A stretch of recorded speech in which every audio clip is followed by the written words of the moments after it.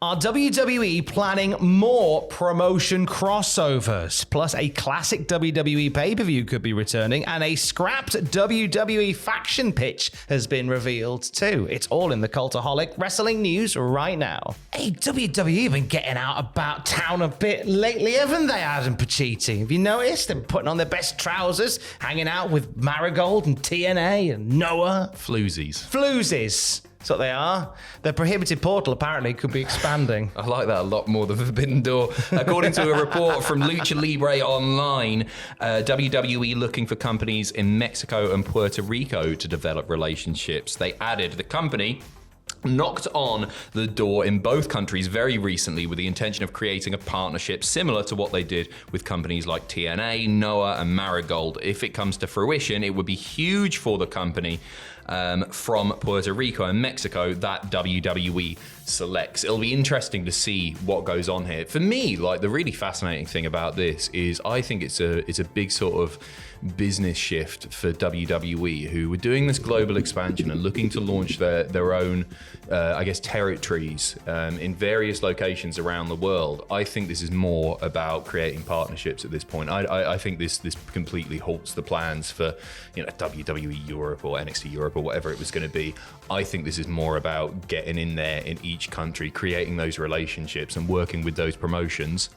Not just to find new talent, but because they're going to be doing more international pay-per-views, they've got an in those markets, and I think it makes it a lot easier to promote those shows, as if they need the help anyway. But it's always good to have those people in there as well. And also, I think it's a great opportunity for seasoning, because you're getting a lot more coming through the NXT system now who haven't had that indie wrestling experience. Whilst they are not averse to hiring stars to the indie scene, as they were for a little while, they do like to find athletes through their through their programs, which reach out to non-wrestlers and put them in the ring. And obviously, you can learn the WWE way, but sometimes you could do with a little bit extra in there. So to have partnerships with companies around the world where you can kind of go and dispatch somebody and do a season or a sojourner there, then that's a great opportunity for the talent involved to find their feet a bit more. Like Tatum Paxley turning up at TNA on Friday, which was great. Yeah. Like, great for Tatum Paxley to have that experience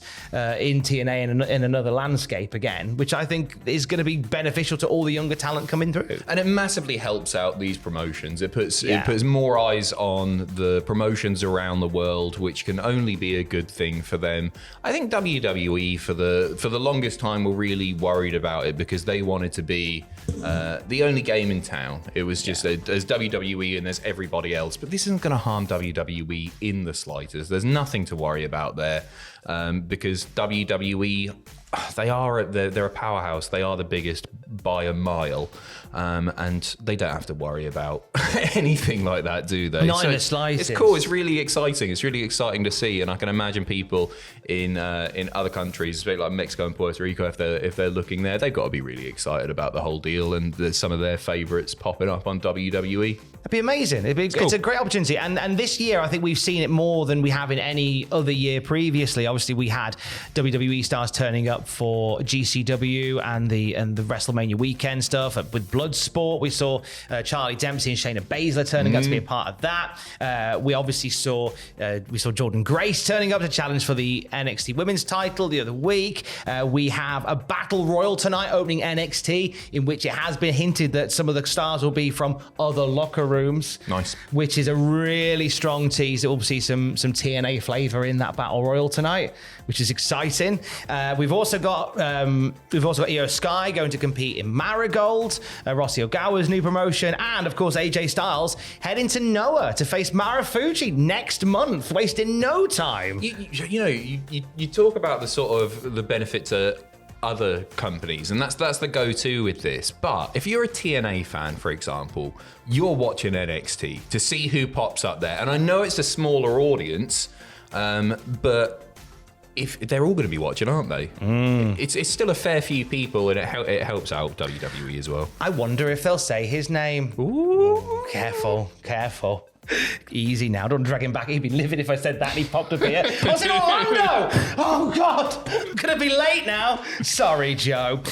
Speaking of that trip to Noah for AJ Styles, he might not be the only WWE guy heading to Noah next month. PW Insider reporting that Carl Anderson and Luke Gallows very likely going to be in AJ's corner during that match in Pro Wrestling Noah against Marufuji. Good for them. Good for them. We saw Carl Anderson competing in Japan. I think it was last year. He was the never openweight champion whilst under contract with WWE, and he went and had a match over there as well, did Machine Gun. So I'm enjoying seeing all this cross-pollination. I do think that AEW has helped that to an extent because they've been so open with their, they coined the term forbidden door of having other promotions working with them, and I think that became a really strong bargaining chip for a few wrestlers who went to AEW in those early years to go, we can get you stuff in CMLL, in AAA, in New Japan. And I think this new regime under WWE has gone, well, we should be doing more of that as well. And especially if it's a case of them going, we're not going to probably roll with that global localization shenanigan anymore. Instead, we're just going to have partnership promotions. This is absolutely the right way to do it. 100%. And I think you're really fair to give props to AEW for this because I don't think this would have happened at least as quickly without them doing what they've done. So, no, I don't. I really don't think so. Let's speak about one particular AEW star, or at least we thought was an AEW star. There's a question mark over the name of Megan Bayne currently. So the story went that Megan Bayne joined AEW, and as opposed to being put on AEW television, was basically dispatched to Stardom. Yeah, but she was under contract according to reports. That was how it all went down. Now, her time with Stardom has come to an end. We've seen her popping up on a few indie shows across the US. She was at the Wrestling Open the other day. And Fightful Select give an update and say that creative pitches were being made for Megan Bayne with AEW. And it appeared she was still with AEW, but we are being told that hasn't been the case for a while.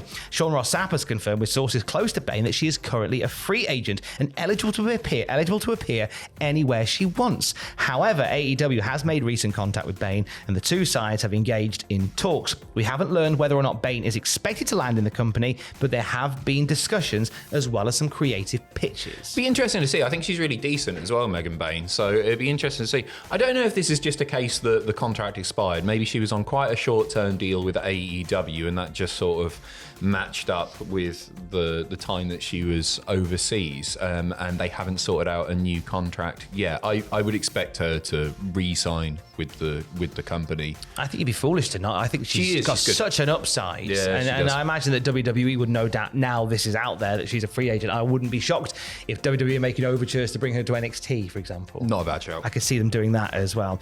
Money in the Bank is 2 weeks away.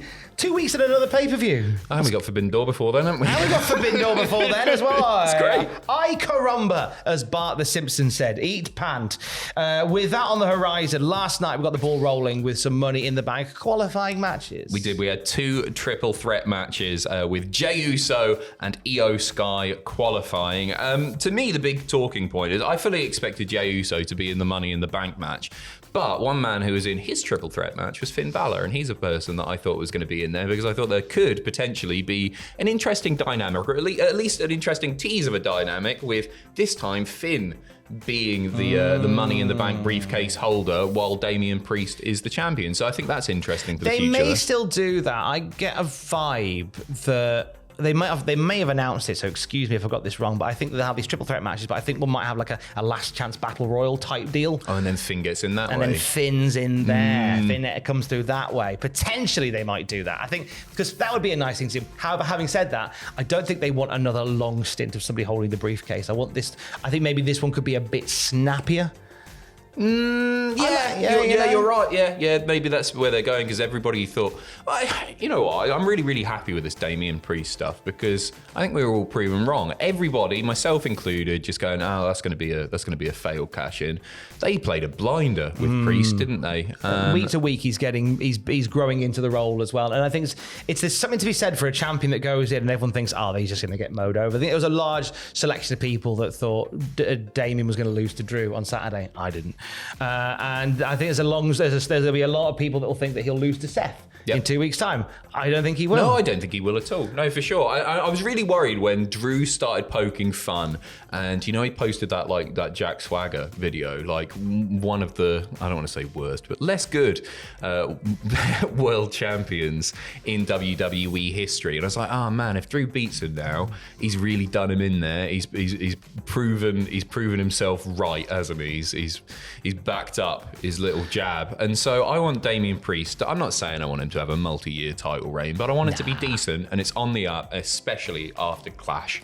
Nicely done. Let's go beyond the summer and let's look to this coming autumn, or fall if you're American, when there's an anniversary on the horizon, and WWE could be honouring it with a return of a pay-per-view. According once again to PW Insider, there's been a pitch for WWE to revive the Bad Blood pay-per-view name, with the idea of using it to house the latest WWE Hell in a Cell match as the center attraction.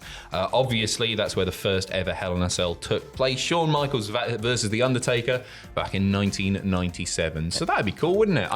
I'm really glad that they're seemingly, I mean, they already have, but they're not going to bring the Hell in a Cell pay-per-view back and shoehorn in a load of matches that don't necessarily need the Cell gimmick.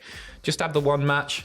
Yeah, have one match that needs a Hell in a Cell and then take it from there. And this year's quite interesting because the exact date of the first Hell in a Cell match, the 5th of October, falls on a Saturday.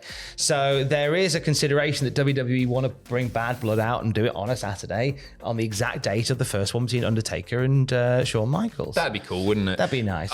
For a few, and the nice thing is there's a couple of feuds currently that would probably use a Hell in a Cell match. Don't suggest Drew versus Punk, because Punk will have a go at you and say, I don't want that fantasy booking you. No, if that's the third in the series, the third and final in the series, then that's totally cool. Do it at Mania. Got to do that at Mania. All the way to Mania. Yeah, there's no rush. There's no rush on that one. I know. I banged on in the other video about how Triple H sometimes is a bit long in the tooth with his booking. But with this one, I think that's an exception to the rule. I don't think you need to. The investment's there, isn't it? Exactly. I think they could make that work for sure. But at the same time, right, playing devil's avocado here. Oh, he's done me there. You've got a limited amount of time with Punk, haven't you? Who knows how long this run's going to be? Do you want that lengthy a feud when we've already lost a little bit of time with Punk being out injured? I know he's still been on TV, but there's a lot of people that I want to see Punk work with. I'm not sure I want that to go all the way to WrestleMania, because then potentially you lose out on other stuff. But if the heat's there, go for it. Fair shout. We lost out potentially on a faction coming to WWE. This was revealed by Carmella on Twitter. Shedding some light on her untouchable character, which you may remember, you may not. She recently said that she wasn't a fan of it, saying it didn't pan out the way originally it started, so it felt like I wasn't doing the character justice. When I was told that I needed a new direction, I went all in and pitched this entire character. And then naughty Carmella sharing a video of the original pitch video for the character, which would have seen a heel Carmella, I almost said Carmelo there, no, Carmella leading a faction of masked men into WWE. We don't know who those masked men were, that's not known. I think it was a cool video, actually. Yeah, and I like the concept of her. The untouchable character wasn't dreadful, but I think that she's right in the sense that I don't think WWE really got what she was going for. Agreed. And you could see where the disconnect was. The idea of her having this faction of guys around her, I think is a really cool way to bring in potentially some new people to do it that way. The world will never know unless she comes on Desert Island Graps, in which case I'll find out from her then. Until then, call me Carmella. I truly think that she is like one of the most underrated women's wrestlers in recent memory. She's somebody that is often forgotten from discussions, but as far as character work goes, I think she's right up there. But the improvement that she made in the ring, and keep in mind that she was like left in NXT while Enzo and Cass got the call up. She had some absolute bangers with the likes of like Charlotte, Asuka. There's loads. Her matches were really, really decent. I actually miss seeing her on WWE TV, but she doesn't get talked about enough. No, she's underrated in that regard. I think so. I think there's more stories to tell with her. Hey, what are you doing this weekend? Are you in the Liverpool, the Wolverhampton, or the Swansea? Burning Heart Pro Wrestling is on tour. Not only have they announced TNA's Joe Hendry and TNA's Leon Slater, not only does it feel the grizzled young veterans and the arrival in the UK once more of Ricky Shane Page, but it also features ring announcer, let me check my notes here, Tom Campbell from Cultaholic. Yay! I thought you were going to say Tony Chimel. I love him. No, I love it. I like the way he says, "Our women's a champion." I might say even like that. You never know. Come join us on the Burning Heart Tour Friday, Saturday, Sunday. Get your tickets at Burning Heart PW on Twitter. And for the latest wrestling news throughout the day, you can check out cultaholic.com. Stay safe. Love you. Bye.